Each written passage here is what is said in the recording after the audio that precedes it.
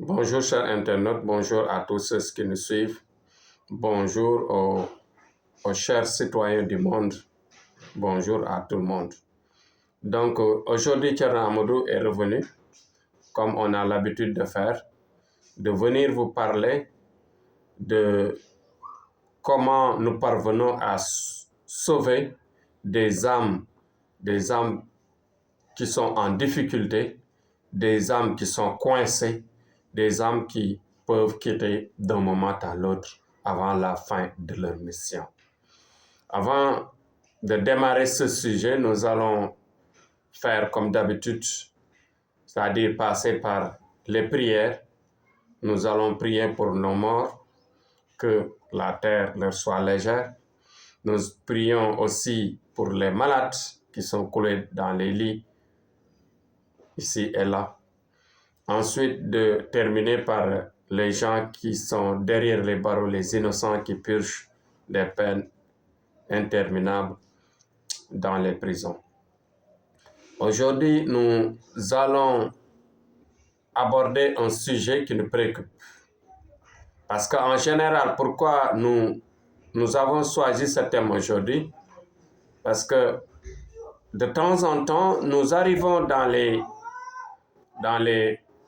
les cimetières pour faire des prières, c'est-à-dire comme nous sommes prières, nous prions pour les morts, nos connaissances qui nous ont devancés. On prie, on passe de temps en temps leur faire leurs prières, c'est-à-dire les dons que nous devons leur donner à chaque fois. Mais qu'est-ce que nous rencontrons là-bas? Nous sentons le besoin de prière aux âmes qui sont là-bas. Il y a des âmes qui ne sont pas parties. Il y a des âmes qui n'ont pas encore quitté le monde. Parce que tout simplement, ils ont anticipé leur séparation parce que tout simplement, leur corps a été envoûté, leur corps a été détruit, leur corps a été vraiment massacré. Comment cela? Parce que vous savez que il y a une très grande différence entre la matière et l'âme. La matière, on vous dit à chaque fois que la matière, c'est tout simplement l'argile que Dieu nous a modelé pour nous faire ce que nous sommes physiquement. C'est pourquoi nous consommons et nous transformons ce que nous consommons. Et ensuite, nous avons besoin de nous nourrir et tout ce qu'on produit, ça vient de la terre, c'est-à-dire du sol. Parce que tout simplement, nous sommes collés au sol. Tout ce que nous consommons, ça part du sol et ça repart, ça revient au sol. C'est une façon de parler, imaginez et comprenez ce que je viens de dire. Donc, tout simplement, ce qui fait vivre cette matière, c'est la lumière de Dieu qu'on appelle l'âme. Donc, l'âme est là, pure. Même dans le Coran, on nous le dit. On nous le répète quand quelqu'un est mort, en général, on le répète.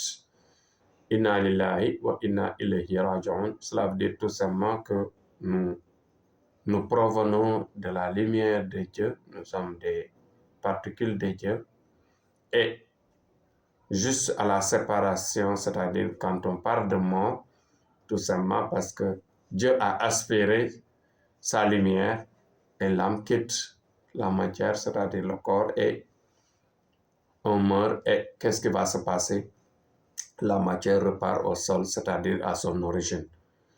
Donc, ce qu'il faut retenir, c'est que nous, dans notre don de soins à distance, dans notre don de soigner, de sauver et de faire des traitements à distance, notre chance, c'est de savoir décortiquer dans une voyance claire qu'il s'agit, cette maladie s'agit bien d'une attaque extérieure, c'est-à-dire passant par un mauvais sort ou bien passant par un mauvais esprit. Le mauvais esprit parfois est guidé par un mauvais sort, le mauvais esprit parfois est rencontré ou bien est adhéré par une volonté que l'on ne comprend pas. Qu'est-ce qui va se passer?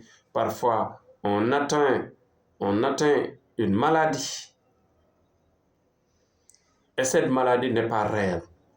C'est une maladie imaginaire que la médecine moderne ne peut pas parvenir à trouver des analyses, à trouver des solutions. Et tout simplement, c'est une maladie, c'est-à-dire imaginaire, c'est-à-dire qui est là,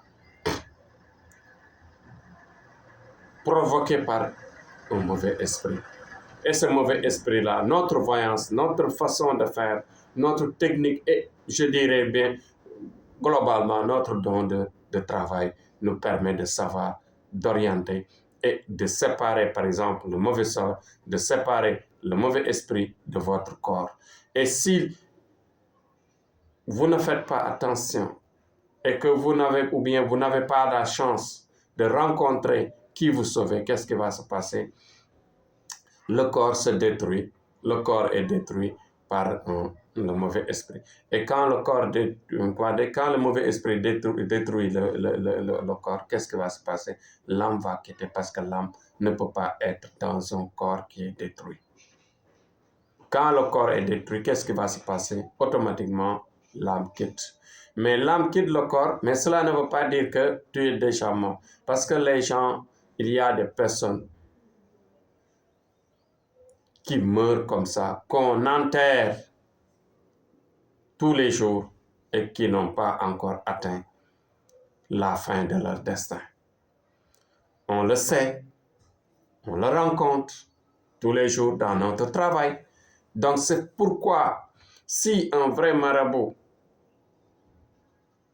travaille bien son métier, fait bien son métier, il a presque réussi son paradis. Parce que entre le mauvais esprit et la lumière de Dieu, il y a ce qu'on appelle un combat infernal qui se passe. À chaque fois, le mauvais esprit essaie de détruire la lumière de Dieu, essaie de détruire, par exemple, le programme de Dieu. Et ceci est impossible parce que le mauvais esprit a été créé à l'origine par tout simplement le Créateur. Le bon Créateur qui l'a puni parce qu'il l'a dégradé et l'a descendu sur terre. Et sur terre, comme l'homme, c'est-à-dire l'homme et les djinns sont sur terre, qu'est-ce qui va se passer? Il essaie à chaque fois de les introduire pour qu'ils passent dans le mauvais chemin. Parce que dites-vous bien que les djinns et les humains seront jugés de leur fait. Dieu les a créés uniquement pour que nous restions sur terre, cohabiter, prier, transformer le monde et vivre heureux dans ce monde. Mais malheureusement, qu'est-ce qui va se passer? L'homme et les djinns sur terre, qu'est-ce qui va se passer? Il y a Satan, qu'on appelle le mauvais esprit, qui se forme, qui a plusieurs formes, qui a plusieurs façons de faire, et en général détruit ces deux créatures-là, détruit leur vie, bloque leur vie, transforme leur vie. Donc, il faut dire non. Il faut solliciter les gens de science, les gens courageux qui sont là à chaque fois, qui sauvent le monde, qui sauvent les gens fatigués, qui sauvent les gens cloués dans ces genres de situations.